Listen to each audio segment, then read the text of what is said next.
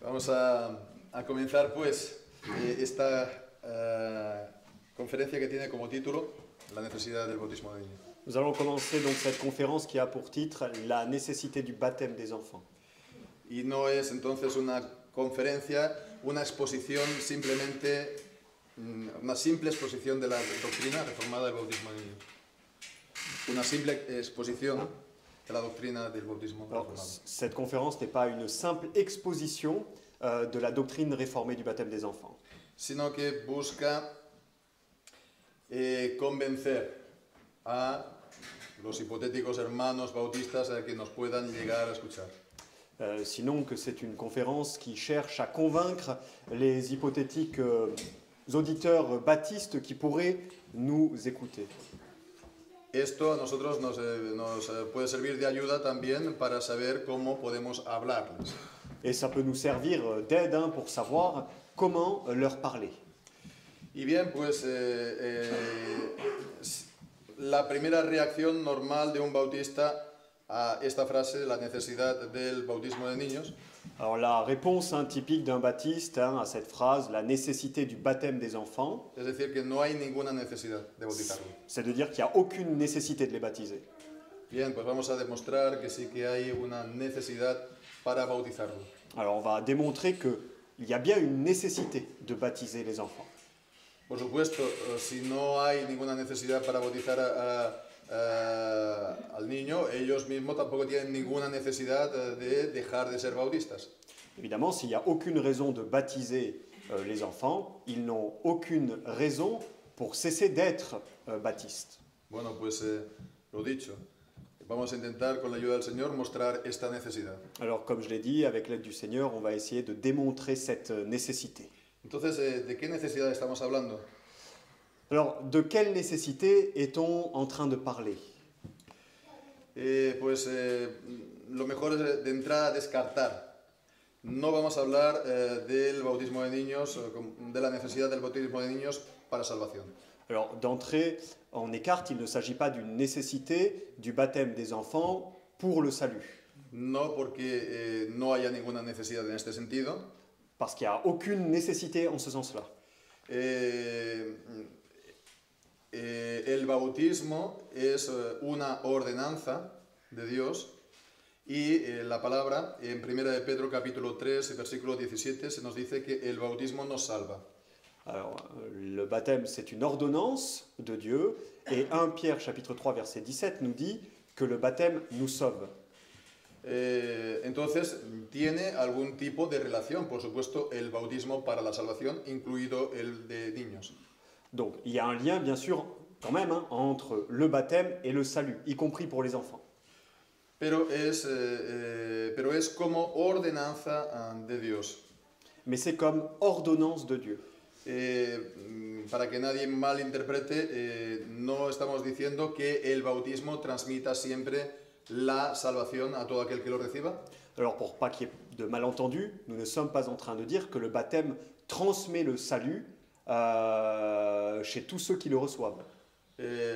No es el ex opere operato.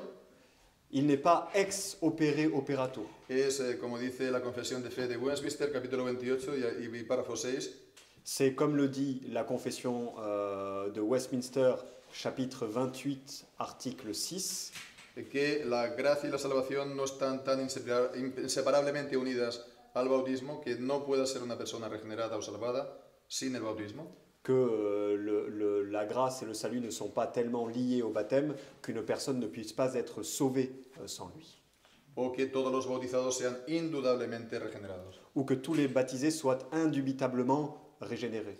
En el párrafo siguiente dice que la eficacia del bautismo es a lo largo de toda la vida. Et l'article suivant dit que l'efficacité du baptême s'étend à toute la vie. Y que el Espíritu Santo lo otorga en su debido momento. Et que le Saint-Esprit l'octroie en temps voulu. Bien, pues dicho esto, tampoco vamos a hablar de la necesidad del bautismo de niños para ser verdaderamente reformado. Et on ne va pas non plus parler de la nécessité du baptême des enfants pour être véritablement réformés. Por supuesto sabéis que hay una parte creciente del mundo evangélico que se considera reformado. Alors vous savez qu'il y a une partie croissante du monde évangélique qui se considère réformée. Por adherir a las 5 solas de la Reforma o a las doctrinas de la gracia, el tulip, Parce qu'ils adhèrent aux 5 solas de la réforme ou aux doctrines de la grâce, aux 5 points du calvinisme qu'on appelle la tulipe aussi.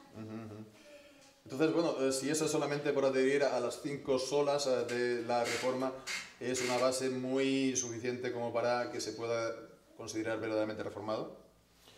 5 solas. Ouais, alors les 5...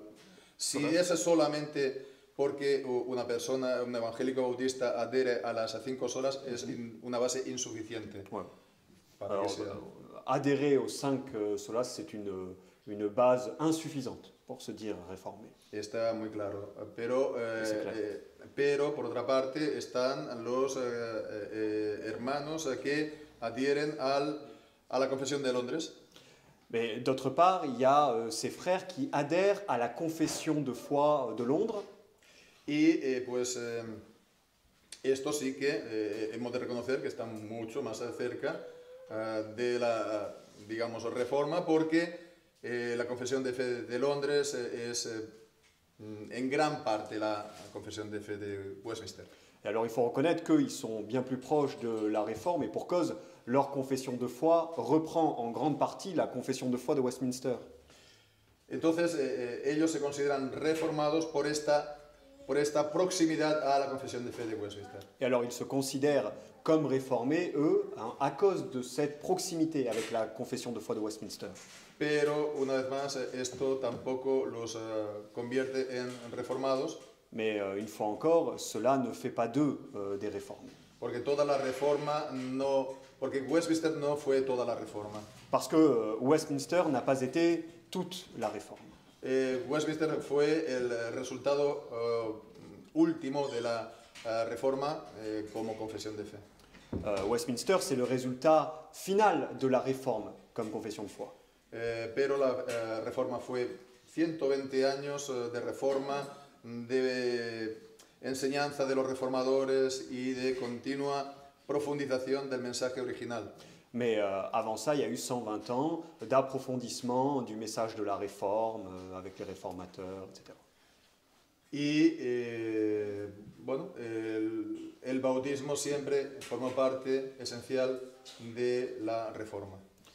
Et Bautismo de niños. Le baptême des enfants a toujours été essentiel à la réforme. Los distintos movimientos anabautistas,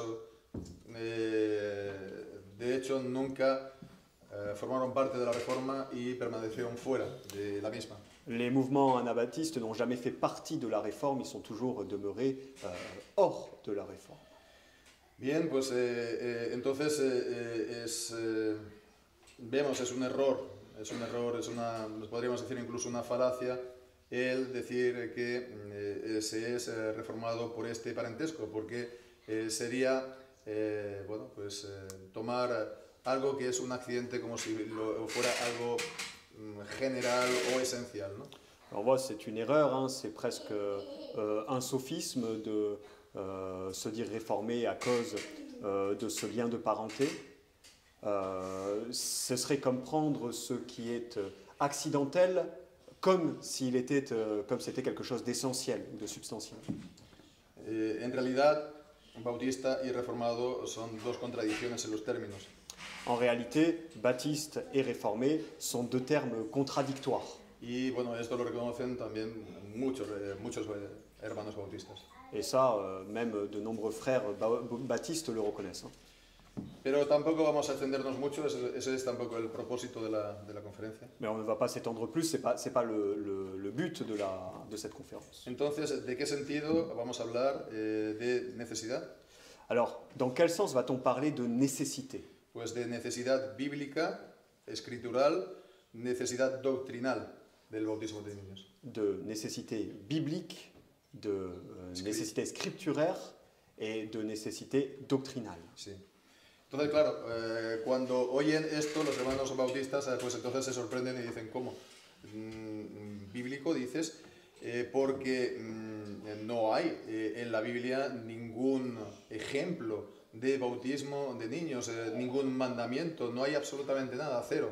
¿Cómo puedes decir que hay alguna necesidad bíblica? Et alors les baptistes, quand ils entendent ça, ils sont surpris quand ils entendent que c'est biblique, parce qu'il n'y a aucun exemple dans la Sainte Écriture d'un baptême de petits enfants. Alors disent-ils, comment pouvez-vous dire que c'est biblique de baptiser les enfants? Dicen más, el bautismo de niños no es bíblico y incluso antibíblico. Et ils disent plus, ils disent que le baptême des enfants donc n'est pas biblique, et pire encore qu'il est anti-biblique. Y bueno, pues ¿qué tenemos que decir a esto? Alors qu'est-ce qu'il nous faut répondre à cela? Bueno, pues que sí, por supuesto, es primeramente, hay que decir que es un argumento muy efectivo, porque si no, pues habría mucha más gente convencida del bautismo de niños, ¿no? Alors il faut dire que c'est en un sens un argument efficace, autrement il y aurait beaucoup plus de personnes convaincues par le baptême des enfants. Pero este argumento es falso y aquí sí que podemos decir directamente que es falacioso. Mais cet argument est faux et nous pouvons dire directement qu'il est fallacieux. Lo podemos ver esto por un ejemplo. Et nous pouvons le voir avec un exemple. Sería una falacia este tipo de decir la encuesta. Según una encuesta, el 99% de hombres de 30 años tiene 2 coches de 50.000 euros o más. Alors, par exemple, ce serait un sophisme que de dire, selon une enquête, 99% des hommes de 30 ans ont 2 voitures de 50 000 euros ou plus. Por lo tanto, seguir diciendo, los hombres mayores de 30 años en el mundo son muy ricos. Donc, les hommes de 30 ans dans le monde sont riches, très riches. Y bueno, vemos la falacia. La falacia está en concluir a partir de esta encuesta que los hombres mayores de 30 años en el mundo son muy ricos. Alors, vous voyez le sophisme, l'aspect fallacieux, c'est de conclure à partir de cette enquête que les hommes de 30 ans dans le monde sont très riches. En todo caso, será el 99% de los hombres de la encuesta. Quoi qu'il en soit, ça restera jamais que les 99% des hommes interrogés dans l'enquête. Pero después depende de qué país se ha hecho la encuesta. Mais après, ça dépend de quel pays, ça dépend du pays dans lequel on a fait l'enquête. O de las ciudades donde se ha hecho. Ou des villes dans lesquelles on a fait cette enquête. Incluso los barrios de las ciudades. Et même les quartiers des villes dans lesquelles on a fait cette enquête. Entonces no se puede extrapolar On ne peut pas extrapoler. al conjunto de todo el mundo. On ne peut pas extrapoler, étendre ça au monde entier. Es un dato muy parcial y no se puede extrapolar. C'est une information très partielle et on ne peut pas extrapoler. Bueno, pues esto es el ejemplo. ¿En qué sentido sería la acusación bautista de que no hay ningún mandamiento en la Biblia, ningún ejemplo, este error, esta falacia? Alors ça c'est un exemple, mais où serait l'argument fallacieux dans ce que disent les baptistes, à savoir qu'il n'y a pas un seul exemple dans la Sainte Écriture de baptême d'enfants? Pues esta falacia se conoce como la falacia de la generalización apresurada. Alors, ce sophisme, on l'appelle en général le sophisme de la généralisation apresurada. Apresurado. Ah oui. Trop vite faite, non? Oui, voilà, ouais, de la généralisation hâtive. Oui. Hâtive. Entonces, es así porque no abarca todo el conjunto entonces de la enseñanza bíblica que entra dentro de la doctrina del bautismo de niños. Et cela parce qu'elle ne prend pas en compte tous les éléments de la Bible qui entrent en compte quand il s'agit de la doctrine du baptême des enfants. Solo se queda en lo superficial, en lo aparente. On reste seulement sur ce qui est superficiel et apparent, n'est-ce pas? Bien, pues entonces, aunque no haya mandamiento explícito en la Biblia, o ejemplo, eso no hace que el bautismo de niños no sea bíblico. Et le fait qu'on ne trouve pas de commandement direct ou d'exemple de baptême d'enfant dans la Bible ne signifie pas que le baptême d'enfant ne soit pas biblique. Porque no nos basamos en uno o dos versículos que hemos leído a lo largo del Nuevo Testamento, sino que nos basamos en la enseñanza general de la Escritura. On ne se base pas sur un ou deux versets qu'on a lus ici et là dans le Nouveau Testament, on se base sur tout l'enseignement de la Bible. Como dice Hechos 20, en todo el consejo de Dios. Comme dit Acte 20, nous nous basons sur tout le conseil de Dieu. Y sobre todo el concepto teológico de la analogía de la fe. Et surtout dans le concept théologique qu'on appelle l'analogie de la foi. Y este concepto de analogía de la fe ha sido descrito por un profesor contemporáneo llamado Ryan McGraw de la siguiente manera. Et Ryan McGraw définit l'analogie de la foi comme suit. Los protestantes reformados interpretaron las escrituras en términos de analogía de la fe. Les protestants réformés ont interprété les Écritures en termes d'analogie de la foi. La analogía de la fe se refiere al hecho de que la escritura debe ser interpretada en términos de un cuerpo de doctrina preestablecido. L'analogie de la foi fait référence au fait que l'Écriture doit être interprétée en termes d'un corps de doctrine préétabli. Inicialmente esto se refería al credo de los apóstoles, a la oración del Señor y el decálogo. Au début, cela faisait référence au credo des apôtres, au Notre Père et au décalogue.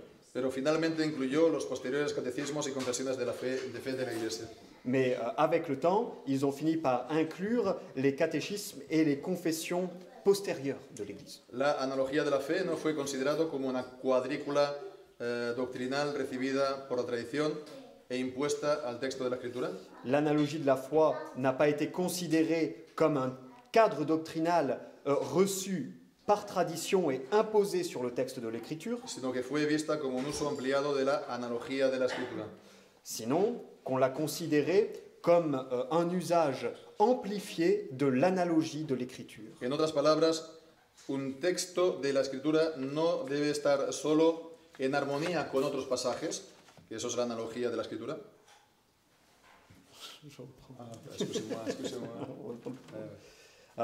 En d'autres mots, un texte de l'Écriture ne doit pas seulement être en harmonie avec d'autres passages de l'Écriture, lo que sería la analogía de la Escritura, ce qui serait donc l'analogie de l'Écriture, sino que sus intérpretes deben evitar leer un texto de modo que contradiga al cuerpo doctrinal recibido. Sinon que ces interprètes doivent éviter de lire un texte d'une manière qui contredise le corps doctrinal, le corpus doctrinal reçu, qui est dérivé de la Sainte Écriture. Pues entonces, en definitiva, cuando decimos que el bautismo de niños es conforme a la analogía de la fe, alors, en définitive, quand nous disons que le baptême des enfants est conforme à cette analogie de la foi, lo que estamos diciendo es que creemos que forma parte integrante de la Escritura. Ce que nous disons, c'est que nous croyons qu'il forme partie intégrante de l'Écriture. Parte intrínseca e inseparable de la enseñanza de la Escritura. Une partie intrinsèque et inséparable de l'enseignement de la Sainte Écriture. Es parte de todo el consejo de Dios. Il fait partie de tout le conseil de Dieu. Y el hecho de que no haya declaraciones explícitas no anula esto. Et le fait qu'il n'y ait pas de déclaration explicite n'annule pas cela. Al contrario, como veremos después, al final lo confirma. Et comme on va le voir dans un instant, bien loin de l'annuler, ça le confirme.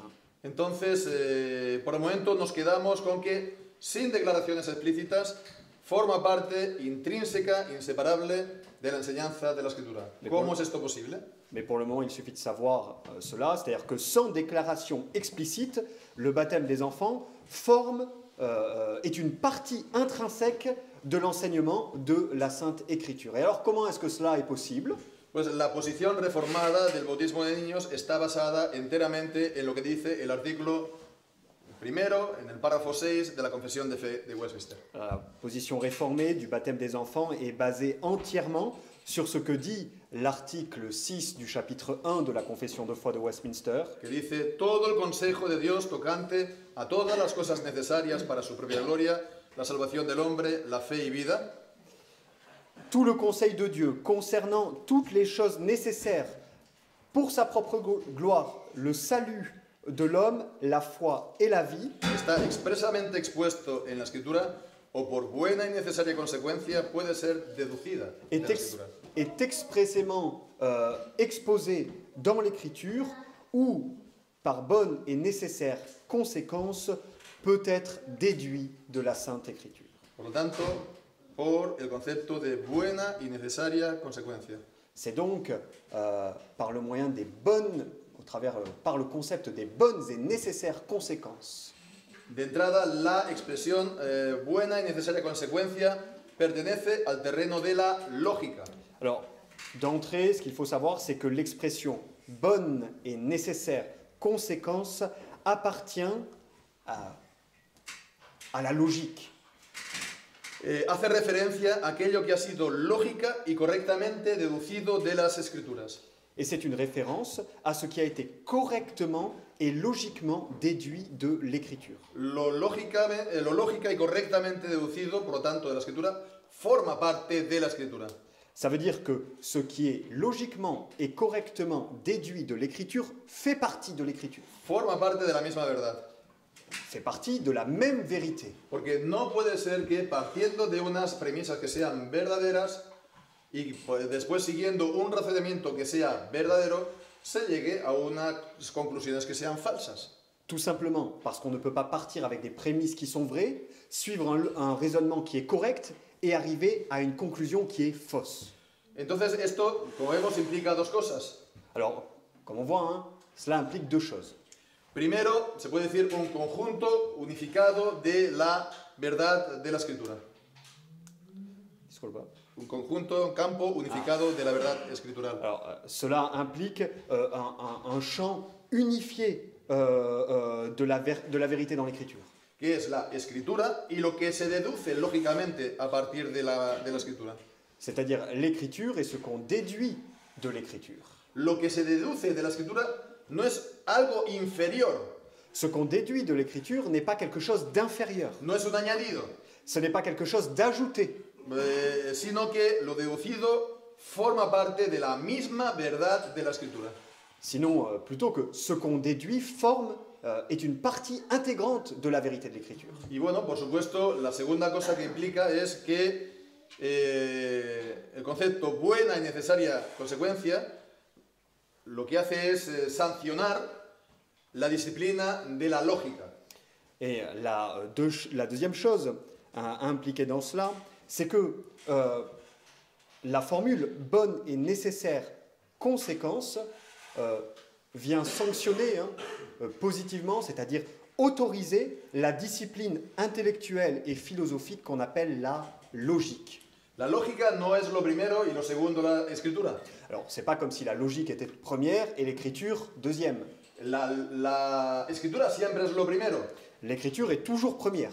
Pero a partir de las premisas que se saca de la escritura, la lógica trabaja. Mais à partir des prémices que l'on sort de l'écriture, la logique travaille. Voilà.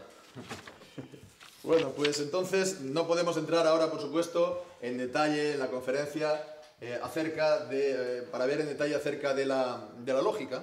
Alors, bon, ce n'est pas le moment d'entrer en détail dans ce qu'est la logique. Pero simplemente en un sentido general para orientarnos, ¿no? La lógica trabaja sobre todo con tres principios fundamentales, las tres leyes de la lógica. Mais brièvement comme ça, pour que vous sachiez un petit peu, la logique travaille avec trois principes, sont les lois de la logique. El primero es el principio de la identidad. Le premier, c'est le principe de l'identité. Pongamos por caso, el hombre es hombre es el hombre, aunque también se le llame ser humano o persona o por otros sinónimos. Par exemple, l'homme est un homme, quoi qu'on l'appelle aussi être humain ou personne. Todo hace referencia al mismo concepto, a la misma realidad.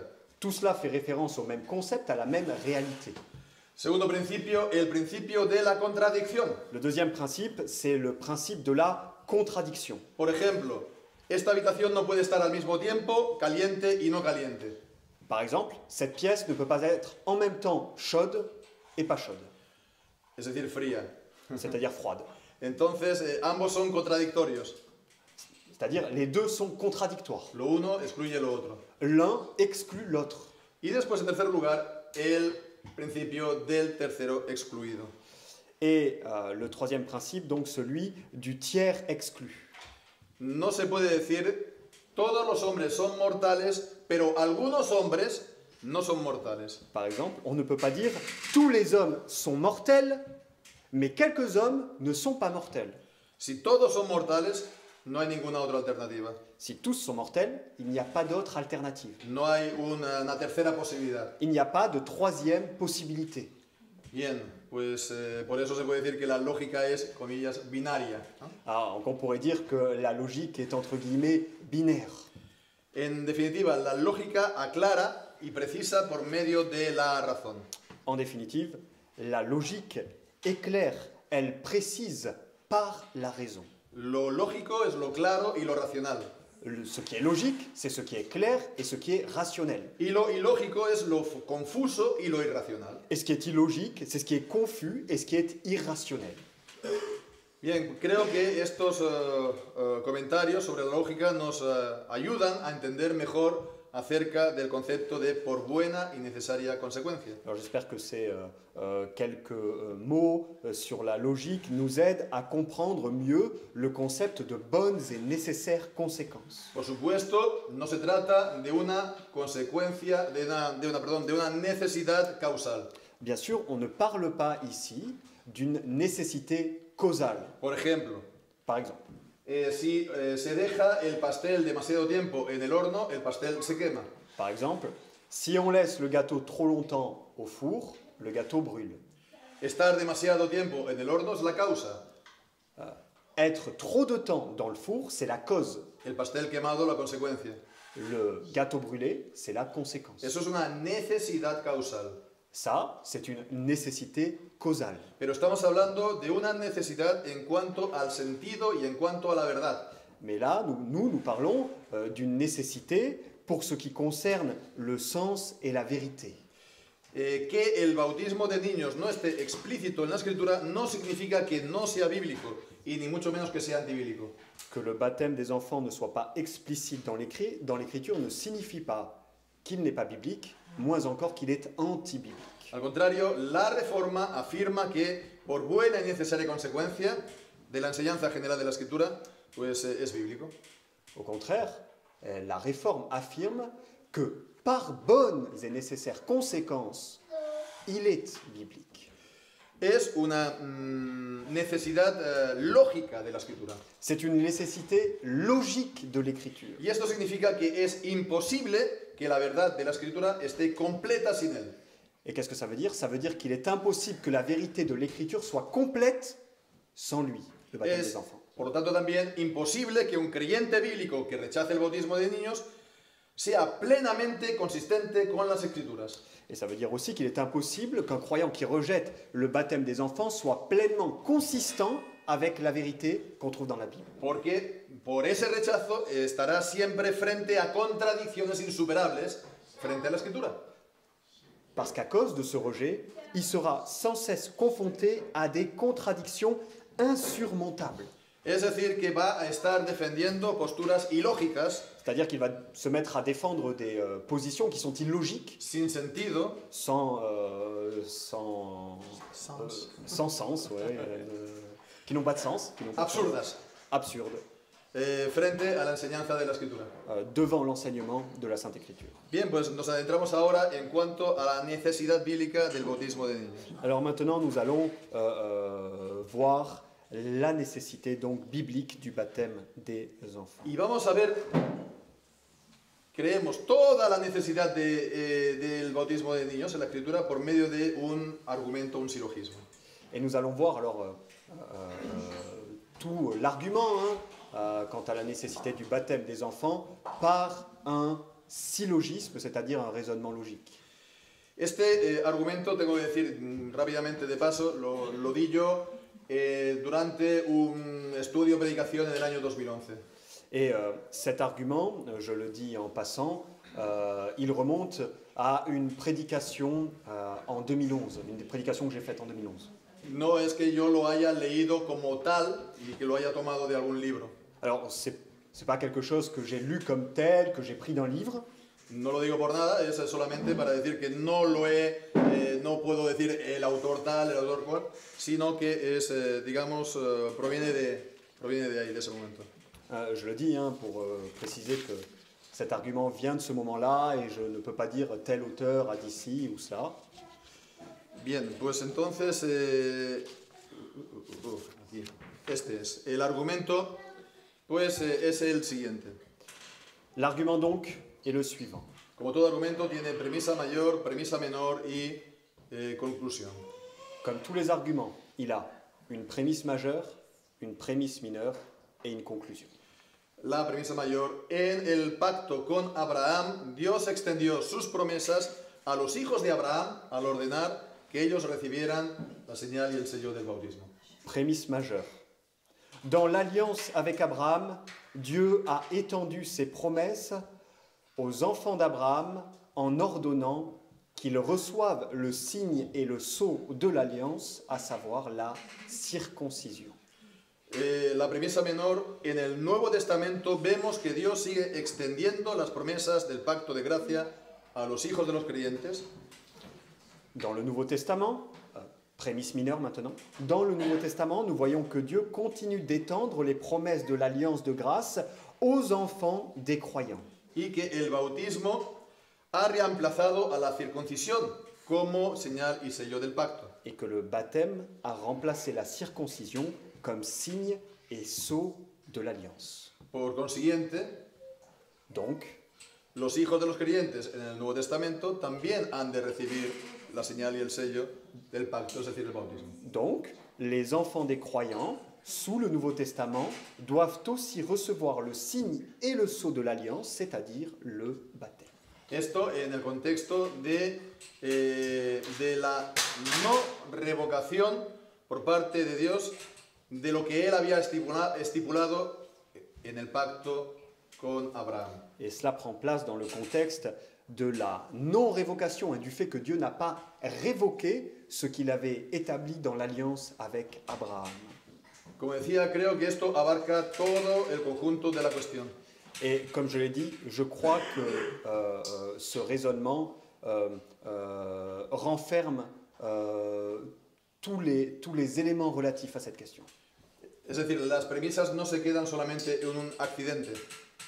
Les prémices, c'est-à-dire que les prémices ne sont pas seulement des accidents O un elemento parcial, ou des éléments partiels, sino que abarcan todo el conjunto de la cuestión. Nada se queda fuera. sinon qu'ils prennent en compte l'ensemble de la question, rien n'est laissé, rien n'est oublié. Podemos repetir el argumento de una manera mucho más simple. Alors on va répéter l'argument d'une manière très simple. En el pacto con Abraham, Dios da las promesas a los hijos, ordenando la señal y el sello de la circuncisión. Dans l'alliance avec Abraham, Dieu donne les promesses aux enfants et ordonne qu'ils reçoivent le signe et le sceau de l'alliance qui est la circoncision.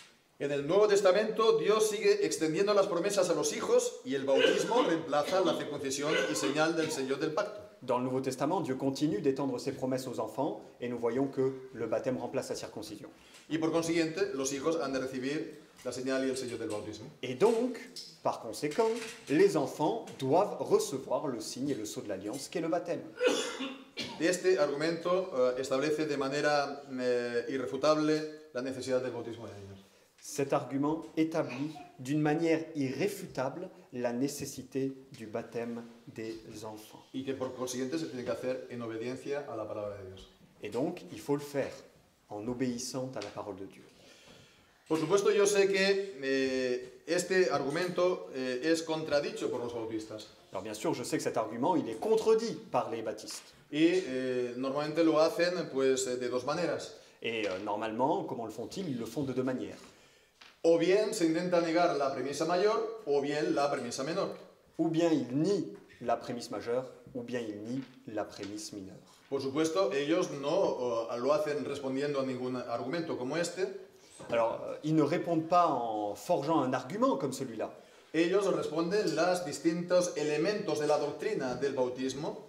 Ils répondent aux éléments distincts de la doctrine du baptême des enfants. Pero después nosotros venimos y lo ponemos, ¿no?, en un lugar u otro del argumento.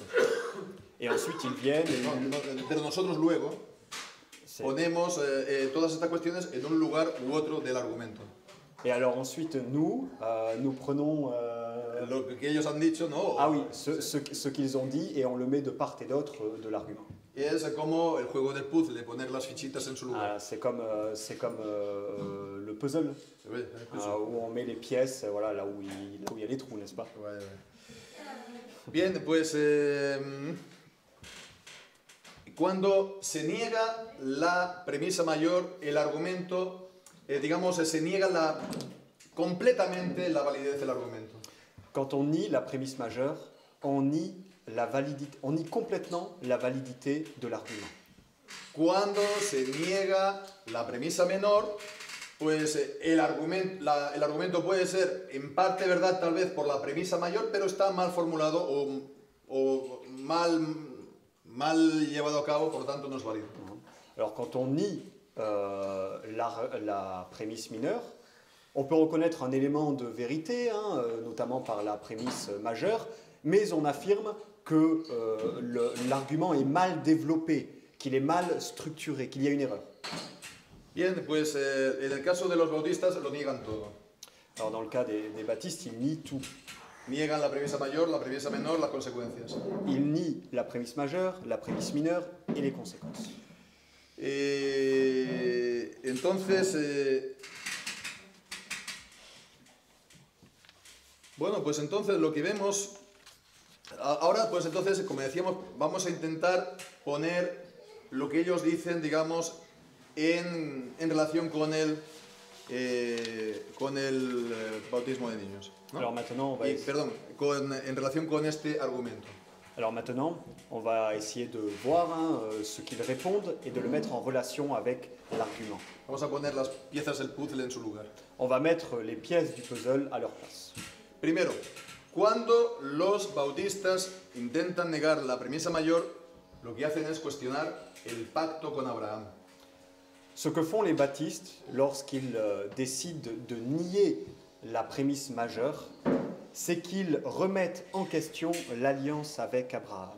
Se dice que fue un pacto, que no fue un pacto espiritual, Ils disent que cette alliance n'était pas une alliance spirituelle, sino que era un pacto carnal mais bien plutôt une alliance charnelle o nacional ou nationale para conquistar la tierra de Canaán, pour conquérir la terre de Canaan, completamente típico complètement typologique y ligado a las bendiciones exclusivamente terrenales. et lié à des bénédictions exclusivement terrestres. Mientras que afirman el pacto del Nuevo Testamento es espiritual, Tandis que, disent-ils, la nouvelle alliance, la nouvelle alliance est-elle spirituelle, por lo cual está en ruptura, en contradicción con el pacto con Abraham. et donc se trouve en rupture avec l'alliance faite avec Abraham. No es el mismo pacto con dos distintas formas,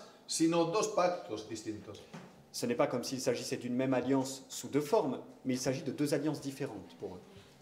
Esta negación del pacto de Abraham puede tener con los bautistas a veces formas muy complejas. Alors, cette négation de l'alliance avec Abraham, selon les baptistes, elle peut avoir des formes diverses et complexes. Pero en esencia es siempre lo mismo. Mais essentiellement, c'est toujours la même chose. En todo caso, los bautistas están forzados a admitir parte de la premisa mayor.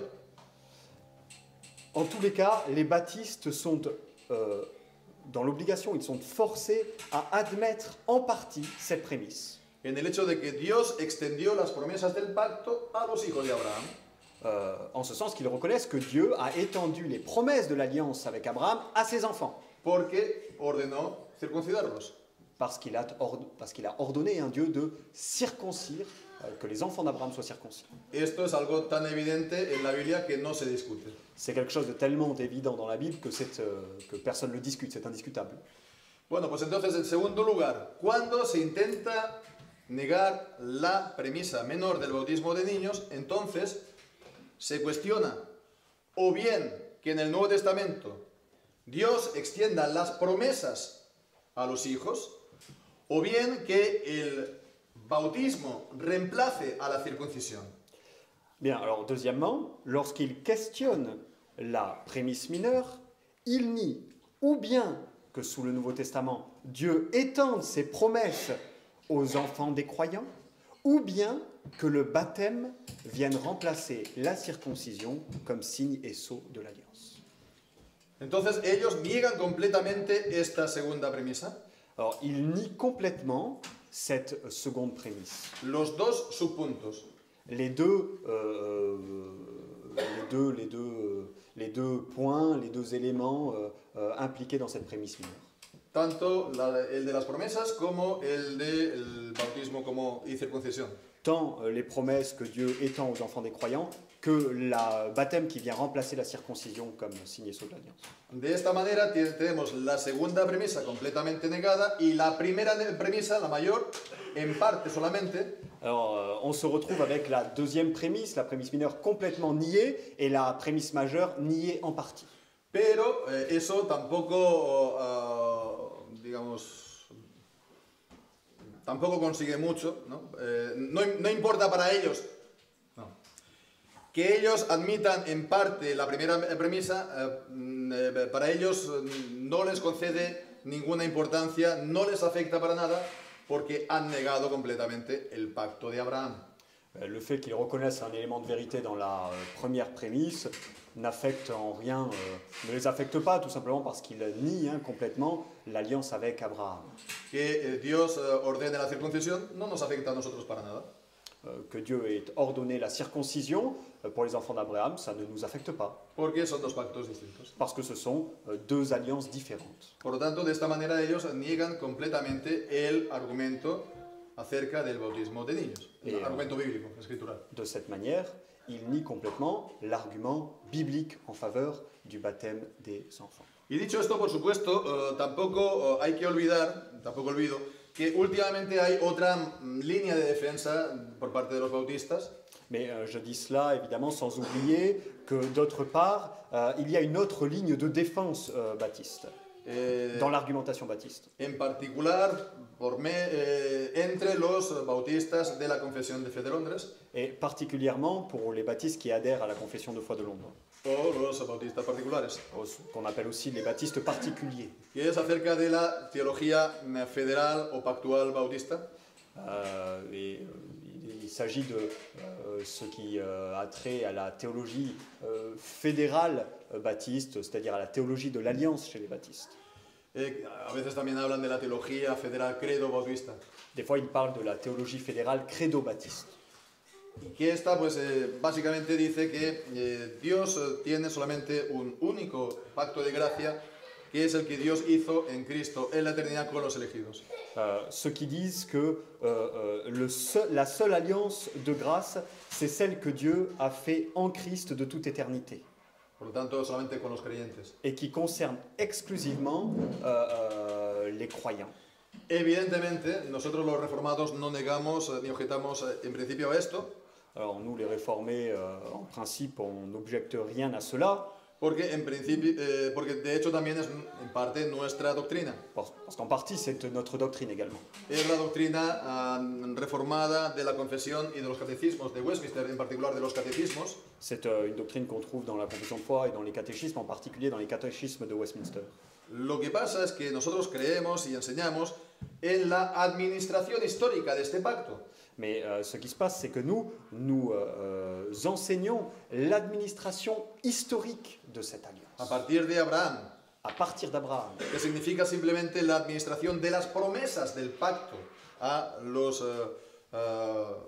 descendientes de Abraham. C'est-à-dire l'administration de ces promesses aux enfants d'Abraham. Y esto es lo que los bautistas niegan. Et c'est ce que les baptistes nient. Y bien, la administración histórica del pacto es real en la Biblia. Mais on voit dans la Bible que l'administration historique de l'alliance est réelle. El texto más claro. Le texte le plus clair. Hebreos 10:29. Hébreux 10:29. En la sangre del pacto en la cual fue santificado. qui nous parle du sang de l'alliance par lequel ils ont été sanctifiés. Y ahí está hablando de los apóstatas. Et ce texte parle des apostats. Y bueno, con todo y con eso fueron santificados por la sangre del pacto. Et on voit qu'ils ont donc été sanctifiés par le sang de l'alliance. Entonces el pacto les fue administrado, la sangre del pacto por medio de las promesas, y ellos fueron santificados de alguna manera, ¿verdad? Alors, on voit que les promesses leur ont été administrées et qu'ils ont été en quelque sorte sanctifiés par le sang de l'alliance. Bien, pues es una realidad. C'est donc une réalité. Y que el pacto haya sido concluido en la eternidad en Cristo entre las personas de la Trinidad, particularmente el Padre y el Hijo, esto no excluye el pacto con Abraham. Et le fait que l'alliance ait été conclue en Christ de toute éternité avec les trois personnes de la Trinité n'exclut pas no excluye el pacto con Abraham. N'exclut pas l'alliance avec Abraham. O no excluye el pacto de gracia con Abraham. N'exclut pas l'alliance de grâce avec Abraham. Es lo mismo que excluir que la Trinidad sea al mismo tiempo uno y tres, ¿no? Un ser y tres personas. C'est comme nier que la Trinité, ce serait un seul Dieu en trois personnes.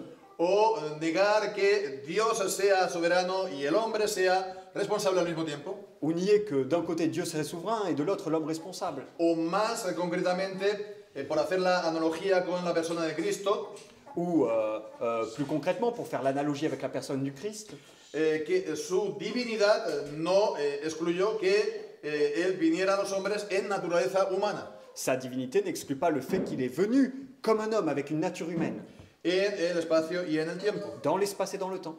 Lo uno no quita lo otro. L'un n'annule pas l'autre. La humanidad de Cristo no fue un fantasma, L'humanité du Christ n'est pas un fantôme, fue real. elle est réelle. Por lo tanto, pues la alianza de gracia, el pacto de gracia con Abraham también fue real.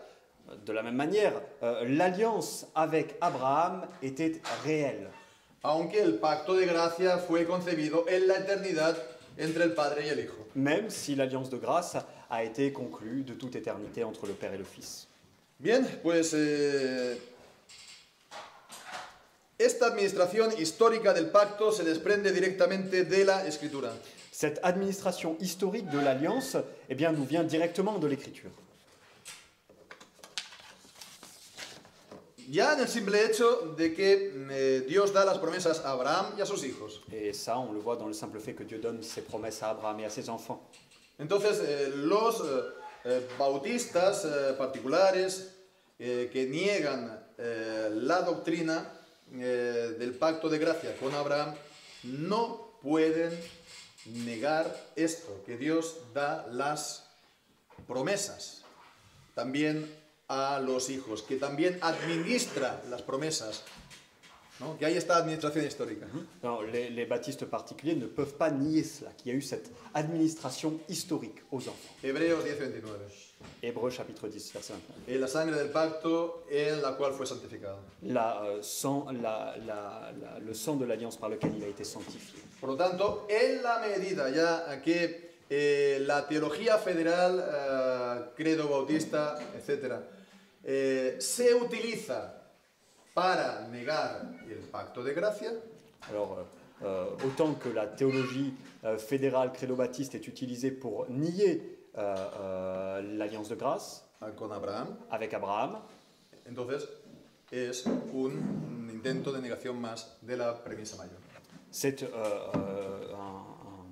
une tentative en plus de négation de la prémisse majeure. Bien, pues ahora, hermanos, vamos a ya entrar en materia bíblica. Ya vamos a entrar considerando textos bíblicos, ¿no? Alors là, nous allons maintenant, chers frères, considérer les textes bibliques. Los hermanos bautistas niegan el pacto de Abraham, Nos frères baptistes nient donc l'alliance avec Abraham invocando sobre todo el Nuevo Testamento.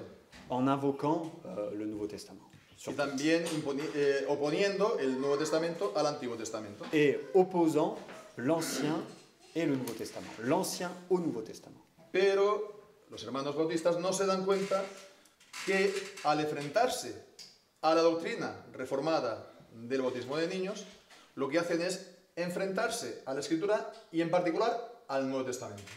Mais nos amis baptistes ne se rendent pas compte qu'en s'opposant à la doctrine du baptême des enfants, ils s'opposent au Nouveau Testament.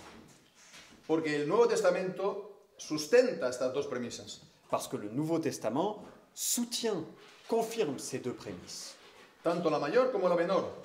Autant la majeure que la mineure. Y vamos a considerar solamente textos del Nuevo Testamento. Et nous allons donc considérer seulement des textes du Nouveau Testament. Primeramente, premisa mayor, según el Nuevo Testamento, es imposible que el pacto de Dios con Abraham fuera un pacto carnal, nacional, terrenal, como dicen. Alors, premièrement, pour ce qui concerne la prémisse majeure, selon le Nouveau Testament, il est impossible que l'alliance avec Abraham fût seulement une alliance charnelle, nationale et terrestre, comme ils disent. Porque en Génesis 15 se dice que creyó Abraham a Dios y que Dios se lo contó por justicia. Parce qu'en Genèse chapitre 15, il nous est dit qu'Abraham a cru et que cela lui fut imputé à justice. Y en el Nuevo Testamento, en Romanos 4, se refiere a este pasaje de Génesis 15 para hablar de la bienaventuranza del perdón de pecados.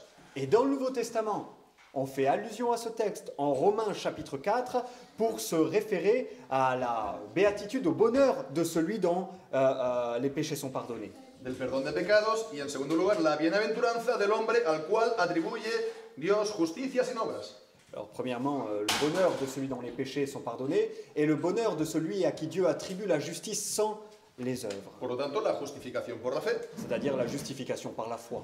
Y en el versículo 11 se nos dice que la circuncisión fue señal y sello de la justicia de la fe. Et au verset 11, on nous dit que la circoncision a été un signe et un sceau de cette justification par la foi. Todo esto, no cabe duda, es espiritual. Disculpa. Todo esto, no cabe duda, es espiritual. Tout ça, hein, sans aucun doute, c'est spirituel. Y esta señal y sello de la circuncisión, Abraham la recibió para que él llegase a ser padre tanto de los creyentes circuncidados, es decir, judíos, como de los creyentes no circuncidados, gentiles, como nosotros. Et ce signe et ce sceau de la circoncision, Abraham l'a reçu pour qu'il devienne le père des croyants, tant de ceux qui sont circoncis, c'est-à-dire des juifs de naissance, comme des croyants qui sont incirconcis, c'est-à-dire les gentils. Y en el versículo 12 se le llama Abraham nuestro padre. Et au verset 12, on dit qu'Abraham est notre père. Si Abraham es nuestro padre, no es nuestro padre carnalmente. Si Abraham est notre père, il ne peut pas être notre père charnellement. No somos descendientes físicamente de Abraham. Physiquement, nous ne descendons pas d'Abraham. Es nuestro padre espiritual. C'est notre père spirituel, bien sûr. Y es de esta manera que en Gálatas capítulo 3 se dice, de manera irrefutable, que si somos de Cristo, ciertamente descendencia de Abraham sois y herederos conforme a la promesa. Et c'est ainsi qu'en Galates chapitre 3, il nous est dit de manière irréfutable que si nous sommes de Christ, certainement nous sommes la descendance d'Abraham et héritiers conformément à la promesse. ¿Y qué significa herederos conforme a la promesa? Et que signifie héritier selon la promesse? Volvamos a Romanos 4, Revenons à Romains 4, versículo 13. le verset 13. Dice, porque la promesa a Abraham, lo puedes leer tú. Non. Romains 4, donc verset 13. Car ce n'est pas par le moyen de la loi que la promesse a été faite à Abraham ou à sa postérité qu'il serait héritier du monde, mais c'est par le moyen de la justice de la foi. La promesa dada a la descendencia de Abraham, por lo tanto, no se refería solo a la conquista de Canaán. La promesse donc faite à la descendance d'Abraham ne se référait pas seulement à la terre de Canaan donc. Sí, en Génesis capítulo 17 está la promesa de que te daré la tierra de Canaán. Alors bien sûr, on trouve cette promesse en Genèse 17, je te donnerai la terre de Canaan. Pero esta promesa era algo accesorio, accidental, tipológico. Mais cette promesse était accidentelle et typologique. Lo fundamental, lo esencial era lo que recoge el Nuevo Testamento, que era una promesa espiritual. Ce qui était fondamental, essentiel, c'est ce dont nous parle le Nouveau Testament, à savoir ce qui était spirituel. Es pues irrefutable que el pacto con Abraham era espiritual, no carnal, y que comportaba la misma bienaventuranza y bendición que gozamos los creyentes en el Nuevo Testamento. C'est donc un fait irréfutable que cette alliance était spirituelle et qu'elle concernait le même bonheur du pardon des péchés qui est attribué aux croyants au Nouveau Testament. Y por lo tanto, la premisa mayor está consolidada, ¿no? Está firme. Et donc nous voyons que la prémisse majeure est consolidée. Y veamos, no hemos tenido que mirar muchos textos de la Escritura. Disculpa, no escuché. Que no hemos tenido que mirar muchos textos de la Escritura. Et nous n'avons pas eu à regarder beaucoup de textes dans l'Écriture. No hemos tenido que hacer una exégesis muy profunda de la Escritura. Nous n'avons pas eu à faire une exégèse très profonde de l'Écriture. No hemos tenido que leer muchos comentarios de la Escritura. Nous n'avons pas eu à lire beaucoup de commentaires de l'Écriture. Es lo que siempre está evidente, nada más, abriendo la Escritura en estos pasajes, Romanos 4 y Gálatas 3. C'est quelque chose d'évident lorsqu'on ouvre l'Écriture dans Romains 4 et dans Galates 3. Y esto es lo que vamos a ver a continuación igual. Et on va voir que pour la suite, c'est exactement la même chose. Que pasan por alto el sentido evidente de la Escritura. Ils passent par-dessus, ils font fi du sens le plus évident de l'Écriture. Bien, pues entonces la primera premisa, la premisa mayor, está afirmada, consolidada. Donc, la prémisse majeure est affirmée, elle est confirmée, consolidée. La parte que ellos concedían y la que no también. La partie avec laquelle ils étaient d'accord et la partie avec laquelle ils n'étaient pas d'accord également. Y ahora pasamos a la segunda premisa, la premisa menor. Et alors maintenant, nous passons à la seconde prémisse, la prémisse mineure. Y entonces, los bautistas, recordamos, niegan que o bien Dios también dé las promesas a los hijos de los creyentes en el Nuevo Testamento, o bien que el bautismo reemplace a la circuncisión como señal, sello, como sacramento de la alianza. Alors, souvenez-vous, ce que les baptistes nient, c'est ou bien que Dieu, sous le Nouveau Testament, continue d'étendre ses promesses aux enfants des croyants, ou bien que le baptême vient remplacer la circoncision comme signe et sceau de l'alliance. Hay estas dos partes, ¿no?, del argumento, de la premisa. Il y a ces deux parties dans la prémisse. Bien, pues ellos lo niegan las dos y, una vez más, ellos contradicen directamente la Escritura. Alors, en niant les deux, ils contredisent une fois de plus la Sainte Écriture. Porque, por un lado, la Escritura del Nuevo Testamento afirma no una, sino muchas veces y de muchas maneras, y recordemos el principio de la identidad, si lo dice de una manera o de otra, pero es la misma realidad, pues es lo mismo, ¿verdad? No de muchas maneras, en muchos lugares, que Dios da las promesas también a los hijos en el Nuevo Testamento. Et nous allons voir que le Nouveau Testament affirme de nombreuses fois que Dieu continue d'étendre ses promesses aux enfants des croyants sous le Nouveau Testament. Et souvenez-vous, dans les lois de la logique, il s'agit du principe d'identité. On peut faire référence à un même objet d'une multitude de manières. Entonces están las declaraciones formales, explícitas. Alors il y a les déclarations formelles et explicites. Hechos capítulo 2, versículo 39. Actes chapitre 2, verset 39. Acte 2, 39.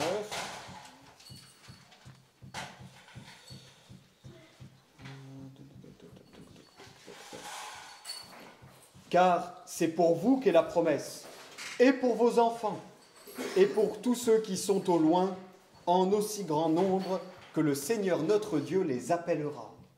La predicación del apóstol Pedro en Pentecostés.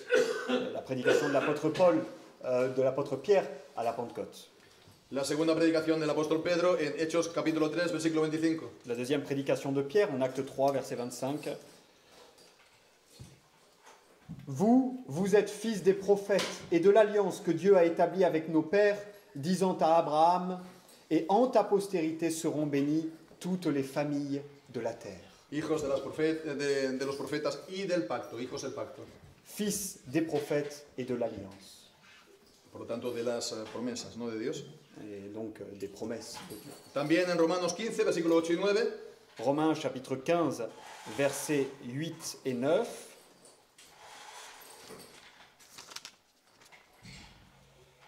Or, je dis que Jésus-Christ a été le serviteur de la circoncision dans l'intérêt de la vérité de Dieu, pour confirmer les promesses des pères, et que les non-juifs glorifient Dieu pour sa miséricorde, selon qu'il est écrit, c'est pourquoi je te confesserai hautement parmi les non-juifs, et je psalmodierai à ton nom. Cristo fue hecho ministro de la circuncisión, o serviteur, Le Christ a été le serviteur donc de la circoncision para confirmar las promesas hechas a los padres. pour confirmer les promesses faites aux pères. Las promesas hechas a los padres han sido confirmadas por Cristo. Les promesses faites aux pères ont été confirmées par le Christ. Y los gentiles entonces glorifican a Dios por ello. Et les gentils donc glorifient Dieu Por ello, a causa de cela. à cause de cela. Pero la declaración más clara, Hechos 16:31, y esto lo dice Pablo a un pagano, a un gentil. Mais la déclaration peut-être la plus claire, Actes chapitre 16, verset 31, et c'est une déclaration faite à un gentil par Paul.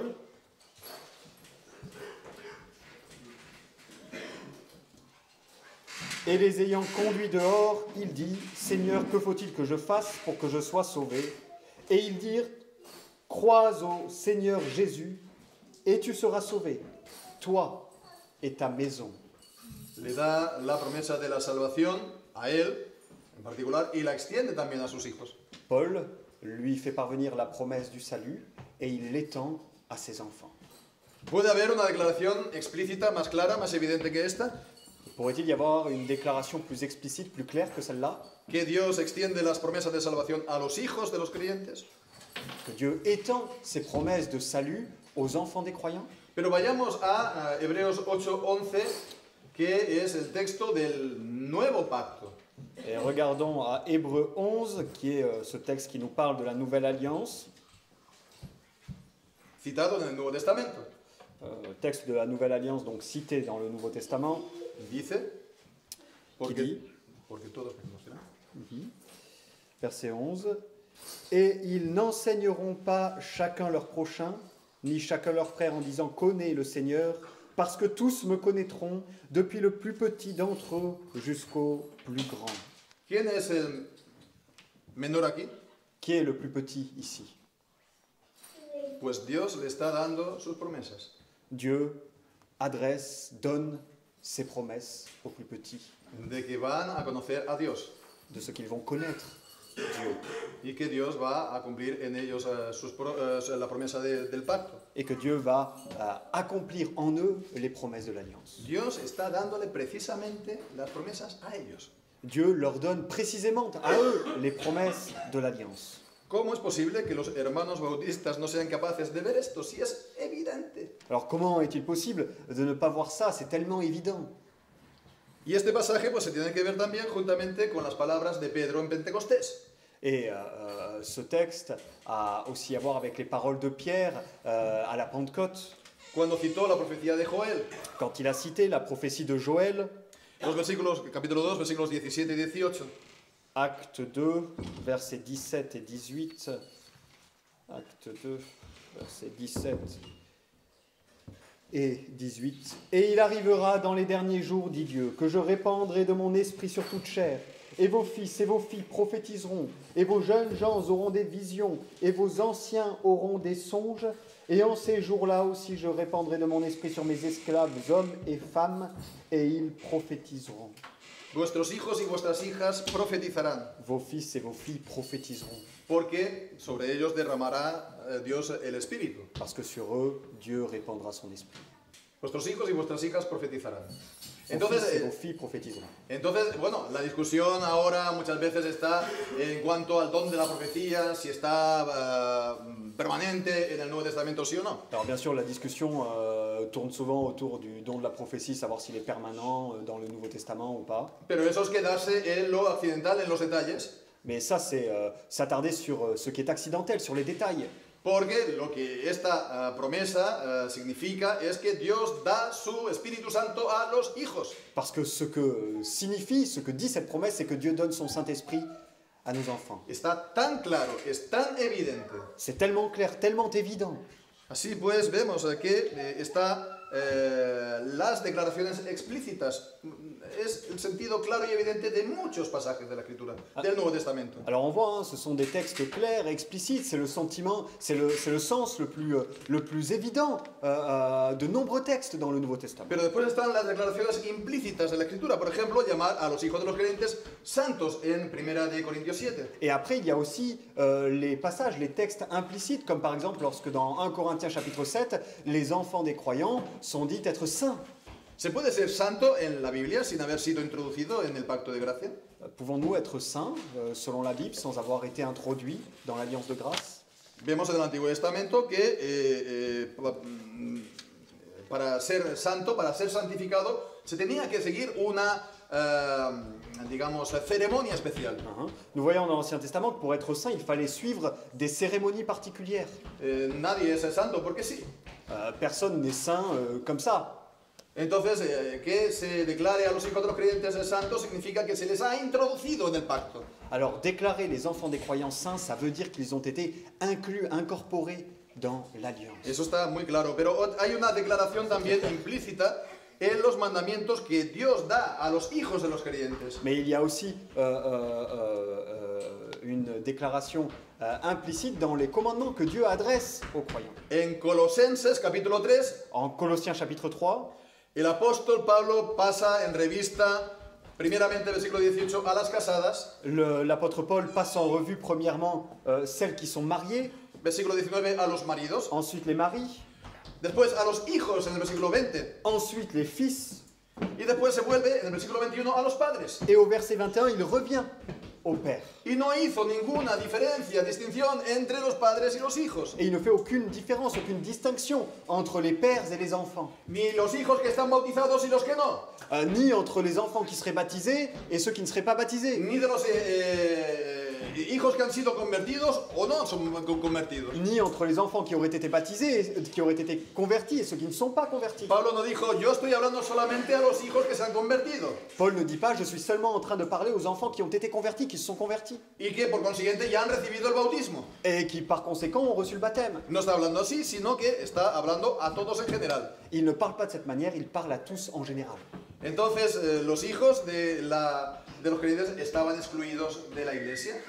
Alors, les enfants des croyants étaient-ils de los creyentes o Estaban excluidos de la iglesia. étaient-ils exclus de l'église, De la iglesia de Colosas. de l'église de Colosse? Dios solamente le estaba dando mandamientos a ellos y ninguna promesa de gracia. Dieu est-il seulement en train de donner à ses enfants des commandements sans aucune promesse de grâce? Todo esto es imposible. Tout ça est impossible. Esto es una imposibilidad bíblica. C'est une impossibilité biblique. Por lo tanto, tanto explícita como implícitamente, el Nuevo Testamento enseña esta primera parte de que Dios da las promesas también a los hijos del Nuevo Testamento. Par conséquent, tant de manière explicite qu'implicite, le Nouveau Testament enseigne que Dieu étend ses promesses aux enfants. Y bien, des esta croyants. es la primera parte, y ahora queda ver la segunda parte. C'est la première partie, maintenant il nous faut voir la seconde partie. Es si el bautismo es señal y sello de las promesas de Dios o no lo es. Est-ce que le baptême est signe et sceau des promesses de Dieu ou ne l'est-il pas? Y bueno, aquí, hermanos, hay que hacer un poco de especial atención y esto casi ya nos estamos acercando al final. Et alors, Hay que hacer atención, sí, ya. alors il nous faut faire ici, chers frères, attention, nous approchons de la fin. Porque soy consciente de que este es el punto que más difícil les resulta a los hermanos bautistas. Parce que je suis bien conscient que c'est la partie, le point qu'il est le plus difficile d'accepter pour les baptistes. Porque ellos han sido enseñados en esa manera de leer la Biblia. Parce qu'ils ont été enseignés dans une certaine façon de lire la Bible. Pero bueno, a ellos tendrían que hacer el esfuerzo de leer la Biblia con otras lentes, ¿no? Mais il faudrait qu'ils fassent l'effort de lire la Bible, pour ainsi dire, avec d'autres lunettes. Como si tuvieran presbicia como yo, ¿no? Que no pueden, que para leer más claro, ¿no? Comme si ils avaient comme moi, comme c'est des presbytes comme moi, Oui, para ver más claramente. pour voir plus clair. Lo que ellos dicen normalmente en este punto Ce qu'ils disent normalement, quant à ce point, es lo que dice este texto acerca del bautismo, lo que dice este texto acerca del Ce bautismo que dit ce texte à propos du baptême, es el símbolo de lo que ocurrió en mi conversión c'est qu'il est le symbole de ce qui s'est produit dans ma conversion. y de lo que yo doy testimonio público en mi bautismo. Et donc moi, j'en donne le témoignage public à mon baptême. Entonces, en vez de leer de esta manera, que lean, esta es la promesa de Dios de lo que Él va a hacer al creyente. Mais plutôt, il faudrait lire ce texte comme étant la promesse de ce que Dieu va faire aux croyants. Lo que pedimos no es, por supuesto, que ellos renuncien a su conversión o a su experiencia espiritual, nada de eso. Alors, nous ne disons pas qu'il faille renoncer à leur expérience de conversion, à leur expérience spirituelle, Ni tampoco que fuercen las escrituras o las retuerzan. et pas non plus qu'ils forcent l'écriture ou qu'ils la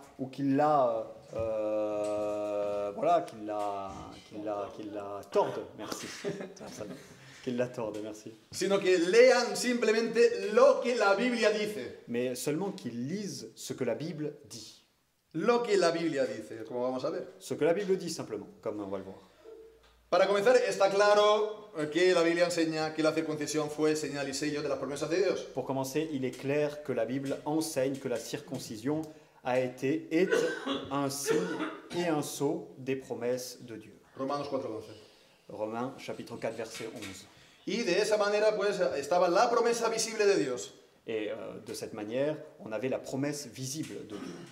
Que con la circuncisión Dios prometía que iba a circuncidar el corazón de la descendencia de Abraham. Avec la circoncision, Dieu promettait qu'il allait circoncire le cœur de la descendance d'Abraham. Como dice Deuteronomio capítulo 30, versículo 6, y circuncidará Jehová tu Dios tu corazón y el corazón de tu descendencia.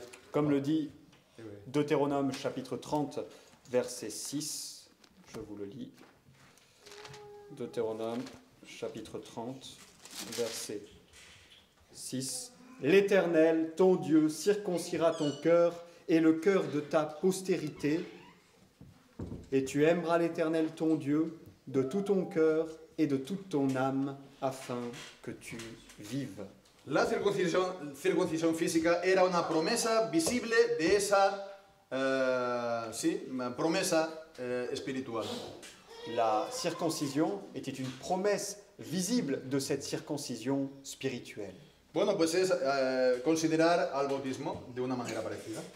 Eh bien, il faut considérer le baptême d'une manière similaire. Comencemos entonces en Hechos 2, versículos 38 y 39. Alors, nous commençons par Actes, chapitre 2, versets 38 et 39. Una vez más, la predicación de Pedro en Pentecostés. C'est encore la prédication de Pierre au jour de la Pentecôte. Y vemos como ahí Pedro liga el bautismo y la promesa del pacto. Et nous voyons ici comment Pierre lie la promesse avec le signe et le sceau de l'alliance. Sí, leemos.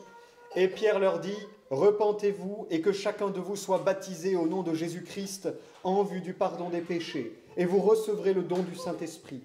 Car c'est pour vous qu'est la promesse, et pour vos enfants, et pour tous ceux qui sont au loin, en aussi grand nombre que le Seigneur notre Dieu les appellera. Bueno, dejando ahora de lado de que la promesa es para vosotros y para vuestros hijos, eso lo dejamos de lado. Alors, laissons de côté le fait que la promesse est pour nous et pour nos enfants. Pero aquí vemos una promesa doble. Mais ici, nous voyons une double promesse. Primeramente, bautismo para perdón de pecados. Premièrement, le baptême pour le pardon des péchés. Muestra, pues, por lo tanto, que es una promesa de perdón de pecados. Nous voyons là donc que le baptême est une promesse quant au pardon des péchés. Y recordemos que el perdón de pecados fue la bienaventuranza dada a Abraham. Et souvenez-vous que le pardon des péchés a été le bonheur accordé à Abraham, Sellado por la circuncisión. scellé par la circoncision. Bien, para que veamos también la relación entre circuncisión y bautismo. Pour qu'on voit le lien qu'il y a entre le baptême et la circoncision. Pero la segunda parte de esta promesa es, recibiréis el don del Espíritu Santo. Mais la deuxième partie de cette promesse, c'est vous recevrez le don du Saint-Esprit. El bautismo con agua, por tanto, es también promesa del bautismo en el Espíritu Santo. Le baptême d'eau est donc une promesse du baptême dans l'Esprit. Juan Bautista ya relacionaba ambos el bautismo de agua y del Espíritu en Lucas 3:16. Et on voit que Jean affirmait cette relation entre le baptême d'eau et le baptême de l'Esprit. Luc chapitre 3, verset 16. Luc 3, 16. Jean prit la parole et dit à tous, « Moi, je vous baptise d'eau, mais il vient, celui qui est plus puissant que moi, et je ne suis pas digne de délier la lanière de ses sandales. Lui, il vous baptisera d'Esprit Saint et de feu. » Por lo tanto, tenemos que el bautismo de momento son promesa de perdón de pecados y promesa de recibir el Espíritu Santo. Donc jusqu'ici, nous avons vu que le baptême était promesse du pardon des péchés et promesse de la réception de l'Esprit Saint. Pero hay más. Mais il y a plus que cela. La más evidente, la promesa del lavamiento o purificación de los pecados. La plus évidente, la promesse du lavement, de la purification des péchés. Efesios capítulo 5, versículos 25-26. Éphésiens chapitre 5, versets 25 et 26. Éphésiens 5, versets 25 et 26.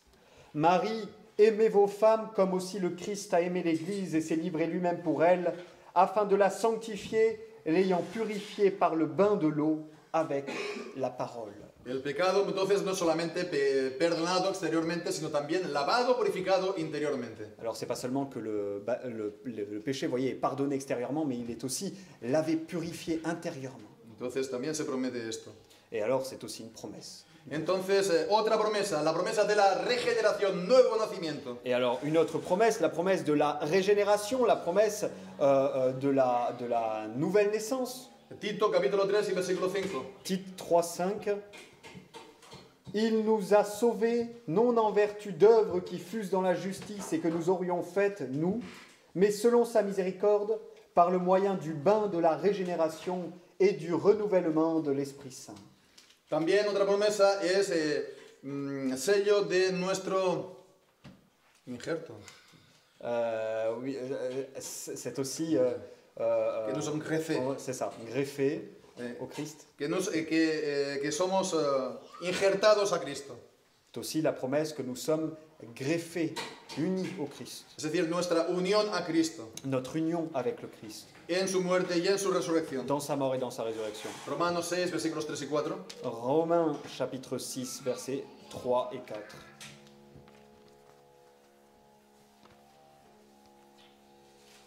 Ignorez-vous que nous tous qui avons été baptisés en Christ Jésus, nous avons été baptisés en sa mort?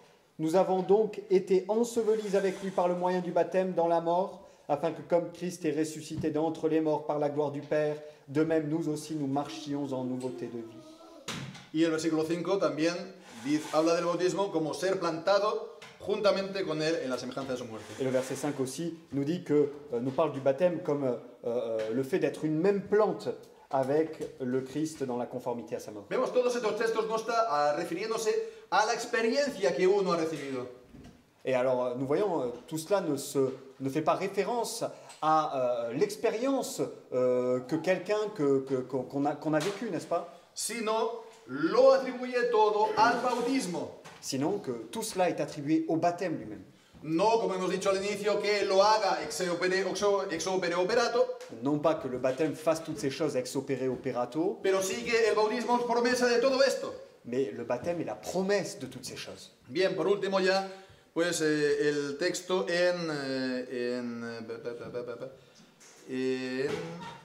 Colosenses. Sí, Colosenses, claro. Sí. Ah, sí, estaba buscando. Aquí está.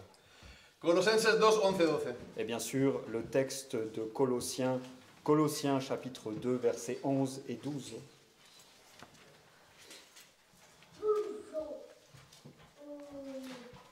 C'est en lui aussi que vous avez été circoncis d'une circoncision qui n'est pas faite par des mains et qui consiste dans le dépouillement du corps des péchés de la chair, dans la circoncision du Christ, ayant été ensevelis avec lui dans le baptême, dans lequel aussi vous êtes ressuscités avec lui par le moyen de la foi en la puissance de Dieu, qui l'a ressuscité d'entre les morts. Entonces vemos que aquí está hablando del bautismo. Alors nous voyons qu'il est ici question du baptême. Y está hablando también de la circuncisión. Et ce texte parle aussi de la circoncision. Y dice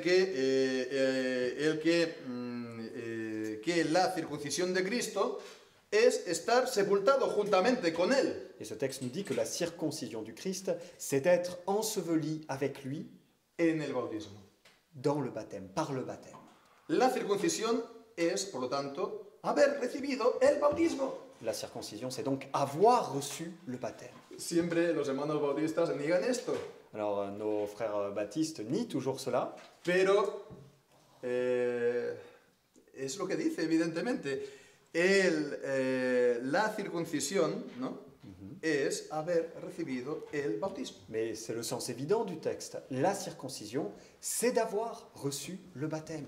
O que haber recibido el bautismo es la circuncisión de Cristo.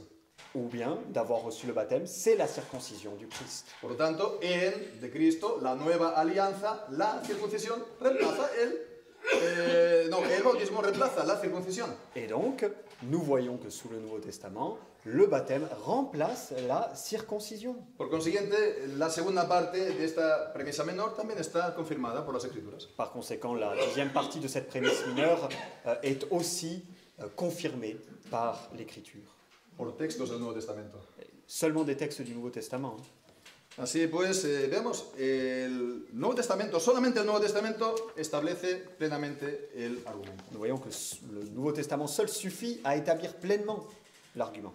Por supuesto, yo sé que los hermanos budistas, ni aún así, pues dan su brazo a torcer, no se rinden. Alors bien sûr, je sais que même avec tout cela, normalement, les baptistes ne se rendent pas. Pero pensemos, hemos estado yendo punto por punto, pasaje por pasaje. Mais voyons, nous avons été point par point, passage par passage, passage après passage. Y van a estar diciendo que nos estamos equivocando en todos los puntos y en todos los pasajes que estamos diciendo. Et vont-ils dire que l'on se trompe sur tout ce que l'on a dit, sur tous les passages que l'on a cités, Que estamos retorciendo nosotros todas estas escrituras. que nous sommes nous-mêmes en train de tordre toutes ces écritures? Pues es lo que hacen. Ellos nos niegan todas y cada una, absolutamente todas las afirmaciones que nosotros hacemos en cuanto al bautismo de niños. Eh bien, c'est ce qu'ils font, parce qu'ils nient absolument catégoriquement toutes les affirmations que nous faisons quant au baptême des enfants. Pongamos por caso, es un suponer, ¿no?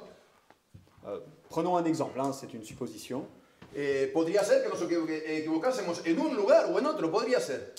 Il est tout à fait possible que l'on puisse se tromper à un endroit ou à un autre. Pero es que nos acusan de equivocarnos en todo lo que decimos. Mais ils nous accusent de nous tromper sur tout ce que nous disons, absolument tout. Abrimos la boca y ¡oh! Aquí equivocado. Nous ouvrons la bouche et hop, vous êtes trompé, une erreur. Ellos dicen que nos equivocamos, que falseamos todo lo que decimos en cuanto al bautismo de niños. Ils disent que nous nous trompons sur tout ce que nous disons et que nous falsifions tout ce que nous disons.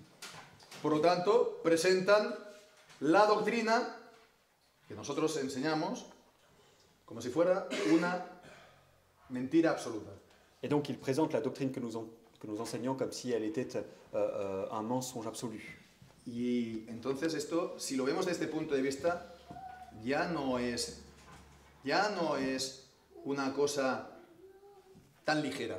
Et si on voit les choses de ce point de vue-là, on voit que ce n'est pas quelque chose de léger, hein, de peu d'importance. Ya son palabras mayores. Palabras mayores, ya eso es cosas de mucha importancia. Ah, ce sont des choses très importantes.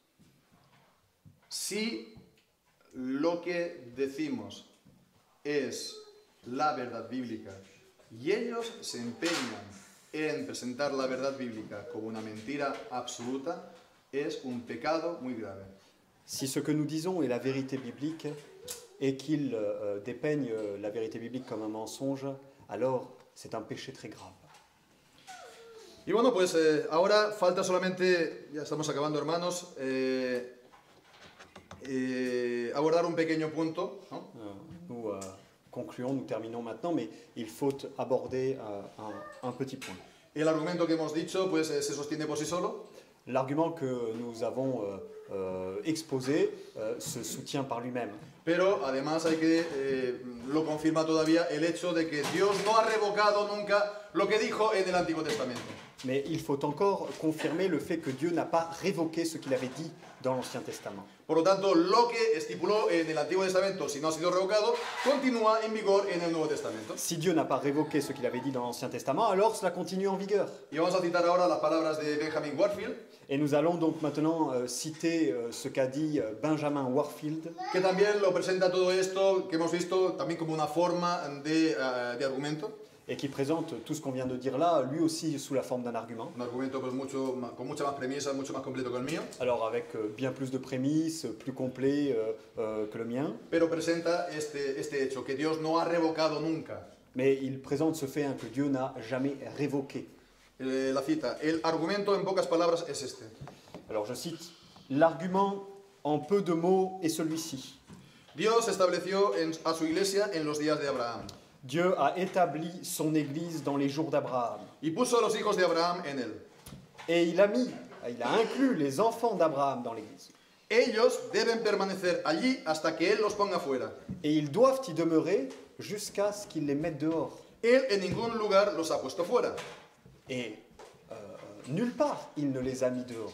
Ellos son todavía pues miembros de su iglesia. Ils sont donc toujours membres de son église. Y como tales tienen derecho a sus ordenanzas. Et en tant que tels, ils ont droit à ces ordonnances. Entre estas ordenanzas está el bautismo, Entre ces ordonnances se trouve le baptême, el cual, detentando en la nueva dispensación un lugar similar a la circuncisión, lequel ayant sous la nouvelle dispensation, sous le Nouveau Testament, une place similaire à la circoncision sous l'Ancien Testament, l'ancienne dispensation. por lo tanto, es apropiado darlo a los niños. Par conséquent, il est donc approprié de le donner, de l'accorder aux enfants. Bien, pues vemos, es una necesidad lógica, C'est donc, nous le voyons, une nécessité logique. una verdad bíblica que se desprende de los textos bíblicos. Une vérité biblique qui se tire De los textos bíblicos. des textes bibliques. No uno ni dos, sino muchos. Pas d'un seul ou de deux, mais de beaucoup de textes bibliques. Por eso hablamos de enseñanza general. C'est pour ça que nous parlons de l'enseignement général. Y ahora sí, la última objeción que nos podrían decir. Et alors maintenant, la dernière objection. La objeción sería que nos dijeran, ¿por qué un argumento tan complicado? Cette objection, c'est pourquoi un argument si compliqué? Un versículo, dame un versículo, solo uno, que diga que los niños han de ser bautizados. Un verset, donne-moi seulement un verset qui me dit que les enfants doivent être baptisés. Entonces no habría ningún problema. Et il n'y aurait alors aucun problème. Dame un solo versículo. Donne-moi seulement un verset, un seul verset. Si no me lo das, entonces, porque no lo hay, no es bíblico. Si tu ne me le donnes pas, parce qu'il n'existe pas, alors ce n'est pas biblique. ¿Por qué Dios tiene que hacer las cosas tan complicadas como tú dices? Pourquoi Dieu aurait-il à faire les choses d'une manière aussi compliquée que tu le prétends? Bueno, pues a esto personalmente diré que Dios siempre quiso que su pueblo leyera y meditara profundamente en las Escrituras. À cela, personnellement, je dirais que Dieu a toujours voulu que son peuple lise et médite profondément les Écritures. En el Antiguo Testamento, pongamos Salmo 1. En el Antiguo Testamento, Salmo 1. Dans l'Ancien Testament, on le voit, dans le Psaume 1. En el Nuevo Testamento, los cristianos de Berea. Dans le Nouveau Testament, on voit avec les chrétiens de Bérée, n'est-ce pas? Pero vemos esto en palabras del teólogo escocés James Bannerman, Mais nous allons voir ce que nous dit le théologien écossais James Bannerman, que dice, evidentemente, es injustificable y peligroso establecer como un canon de interpretación de las Escrituras que siempre que no haya un mandato expreso y explícito en tantas palabras que exija el cumplimiento de un deber, el hecho es ilícito. Alors, la citation. Hein. Évidemment, il est injustifiable et dangereux d'établir comme un canon d'interprétation des Écritures qu'à chaque fois qu'il n'y a pas un commandement express et explicite en temps de parole qui exigerait l'accomplissement d'un devoir, Que ese hecho es ilícito o al menos no se ordena. que ce fait est illicite ou tout du moins qu'il n'est pas ordonné, esto es injustificable, c'est injustifiable, pardon. porque no tenemos derecho a limitar a Dios en cuanto a la forma en que puede complacerse en darnos a conocer su voluntad. Parce que nous ne pouvons pas, nous n'avons pas le droit de limiter Dieu en ce qui concerne la forme, la manière dans laquelle il se plaît à se donner à connaître souvent, Sa voluntad, oui. dans lequel il se plaît à nous faire connaître sa volonté. Y es peligroso para nosotros, Et c'est dangereux pour nous, porque no hay posición más peligrosa que la de negarse a considerar la voluntad de Dios, parce qu'il n'y a pas de position plus dangereuse que celle de renoncer à considérer la volonté de Dieu que se nos ha dado a entender, qu'il nous a donnée pour la comprendre, porque se nos dé en la manera que consideremos más clara, porque no se nos dé en la manera que consideremos más clara y mejor. parce qu'il ne nous la donne pas de la manière que nous considérons la plus claire et la meilleure. Entonces vemos, es injustificable y es peligroso. C'est donc, nous le voyons, injustifiable et dangereux. Y bueno, pues esto que hemos visto creo que nos puede a nosotros ser de mucha ayuda para hablar con hermanos bautistas. Et je crois que ce qu'on a vu peut nous être d'une grande aide pour parler avec nos frères baptistes. Y esperemos que ellos puedan llegar a ver la importancia, la solemne importancia de este asunto. Et nous espérons qu'ils puissent voir la solennelle, la très importante, la solennelle importance de ce sujet. Amén. Amen.